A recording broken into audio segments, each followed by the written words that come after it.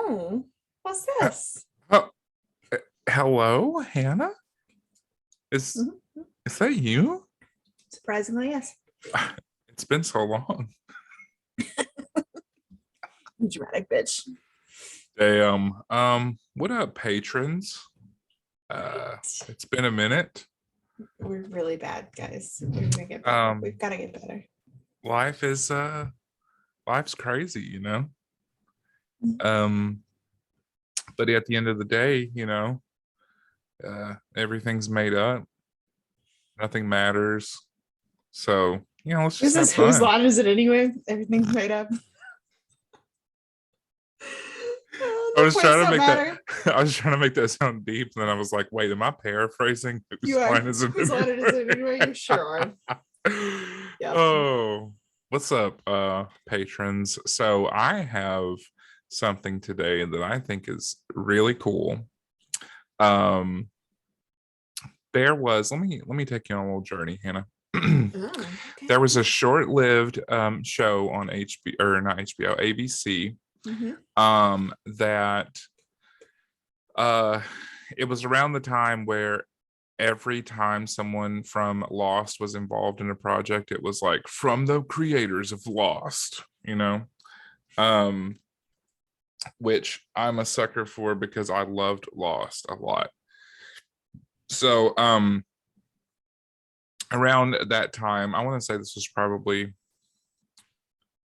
gosh, it was forever ago, 2013, something like that. There was this show called The River, and it was about this guy who um was an archaeologist. He was very kind of real life Indiana Jones, Mm-hmm. and he went to find this like lost tribe on the Amazon River. That's why it's called, the River.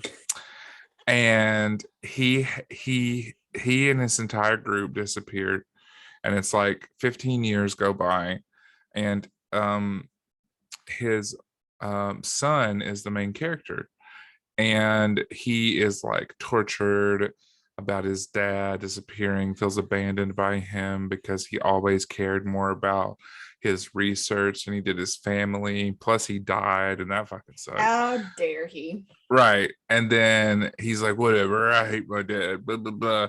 And then his mom has like never lost hope that he's alive because she's that kind of girl. Well, she comes to him and she's like, so the tracking device that your dad had on him, the satellite phone, made a phone call, and we have to go find him. And so anyway, Just the two of us, though. Like, well, she like gets a group together. They get this old boat that they're like taking down the Amazon. It's like an old steamboat or some shit. And essentially it's like a horror show on the Amazon, and it was really good. I'd be Like, down with that. it was just weird shit. And like they find some kind of tribe of people um who the dad interacted with, and they are like conjuring fire in the palm of their hands, and there's like a video of him doing it. And then like, yeah, it's, anyway, it got real weird. But there was an episode of the show where they stopped on this creepy little island where there were like tons of dolls hanging from the trees, and it was super creepy. And I am reading today about the place that inspired that. Is it the place in Mexico or is there another one? Yes, it's the Yes. Isla de la Munecas. Place is weird as shit. Yeah, so that's what I'm talking about. Is comparing or combining two of our favorite things, Hannah: haunted dolls and forests. So uh, let's get into it. I'm not sure if haunted dolls are one of our favorite things. That's That one may of our be a favorite little things bit to of talk about. exaggeration. La Isla de las Muñecas can be found in the, hold on, I'll look this up. Such, hold on. Xochimilco canals in Mexico. The Xochimilco canals have legends of their own. During the day, the canals literally buzz with activity. The canals will be brightly colored by the many so-called trajineros and flower, fruit, and vegetable merchants. That's why they are called floating gardens. But after dark, locals avoid these waters. They say evil and demonic creatures lurk under the surface. Most feared are the nahuales, dark entities who can disguise themselves as animals, such as fish and black leopards. They wait Ooh. beneath the surface to take the lives and souls of unexpected travelers. Other dark entities that are said to haunt the waters are entities that can change into black-eyed little girls. Oh, combining lots of our favorite things. Mexico has some of the spookiest shit, let's be fair. Oh, for real. And I think we're gonna have to do a whole episode on Mexico one time because it's technically the same. Yeah, Just well, not America. yes. Yeah. Not South USA. They try to lure their victims into the water to drown them. Victims of these entities are never found. Another spirit who roams the grounds near the canals is that of La Llorona. This is a woman who is in desperate search of her children. Legend says that she killed her own children first, but now cries and weeps for them. Locals fear the canals at nighttime and don't feel comfortable talking about them. So this is just the area surrounding this creepy fucking island, right?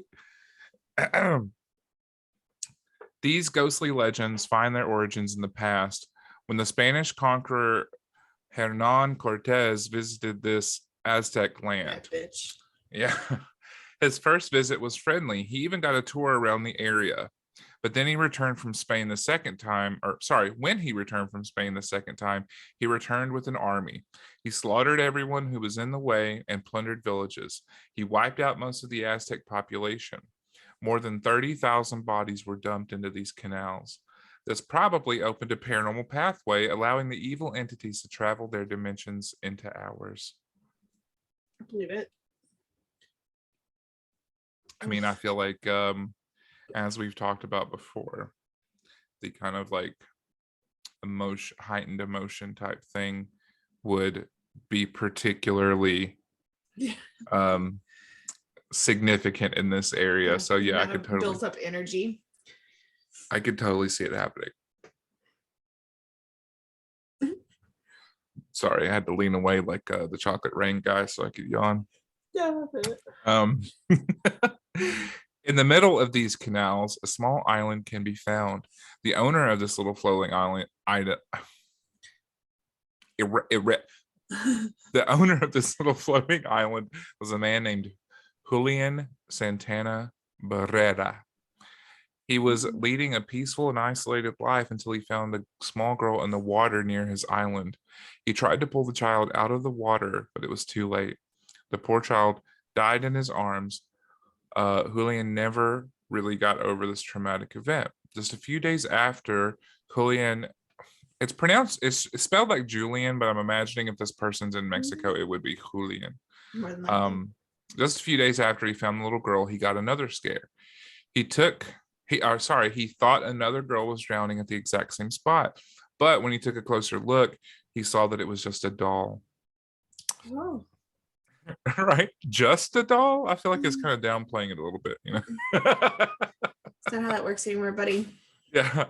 You found a dead girl. Her spirit is there. Exactly. Because the doll was floating at the same spot, he was convinced the doll was sent by the little girl. He even believed the girl's soul was inside of it. So, to honor the girl, he gently took the doll out of the water and hung it in a tree. No. Poor Julian couldn't handle the fact that he hadn't been able to save the girl's life. One single doll wasn't enough to keep her happy. So, Julian started collecting old broken dolls and gave them a place in that tree as well. Shortly, he had collected so many dolls that they didn't fit in the tree anymore, so he started decorating his entire island with them. Like, it's so sweet, but also, fuck, why? Yeah, it's a very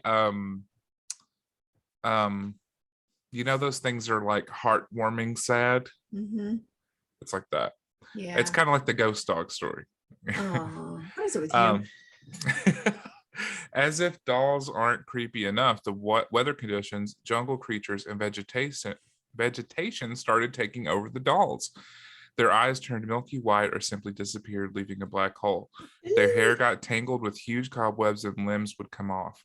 Black mold would eat its way into their faces, turning them into creatures from hell. Many believe the dolls are inhabited by ghosts and not just the one from the little girl. Some have seen the dolls move their heads, wink, and even talk. This happened when Zach Bagans and his Ghost Adventures crew visited this eerie island. Did it though? Okay. One of the dolls started talking with its mechanical voice. It had clearly been up there for many years, so the batteries must have been dead for a while. To make things even more creepy than they already were, Julian Santana Barrera died from drowning at the exact same spot in the canal as the girl did in 2001. And then there's a little bit of conjecture here. Do you think he was a victim of the Nahuales? And does his spirit now live inside a doll as well? After his death, the island was open to the public. I definitely think it would be something else. I don't think it would be the little girl. Right. Like he tried to save her and basically give her spirit a home. So it has to be something else that was there in the water that killed the little girl. Well, if you think about, all of the spirits that could potentially be trapped there in their traumatic death, then it could be any old vengeful spirit that's like, if we go with the assumption that, there is an afterlife, there's probably not a strict progression of time as we conceive it. So, let's say that a spirit saw this little girl, a guy trying to save the little girl, and he's like, why don't you try to save me? Yeah, probably some white dude. Let me go to pretend to be this little girl. And then I'll make sure you fucking die. You know what I'm saying? But anyway, that is Las Islas de las Muñecas. I kind of love the island because of the story, but also fuck the island because dolls are scary. There are also lots of giant ass spiders on this island. Like every video I've ever seen of people going around the island, like there are spiders freaking everywhere and they're like crawling out of the dolls and shit. This is one of those places where I feel like I wouldn't even feel safe inside of like a structure, Yeah. Like I would just nope off this island. You know what? Yeah. I like to think that I'm pretty brave with places like this. I don't know that I would go here. Yeah. Like even in the daytime. Too many dolls. Yeah. But the place is really cool, and you guys should definitely look into it more. And while you're at it, maybe watch a YouTube video about the river, but don't watch the show because it ends on a giant cliffhanger and it was canceled after the first season. So that's rude. Yeah, so don't go looking for your new Netflix show to binge. I don't even know where you could watch it, but yeah, that's the Patreon episode. Thank you guys. Those of you that are right. Yeah, those of you that are still around, thank you so much. Yeah. It takes a lot of dedication to stick with us through this, and we appreciate you a lot. So yeah, can't even imagine. Thank you all so much. Shouts out to you guys. Love you all, and we'll see you in the next one. Bye. Bye.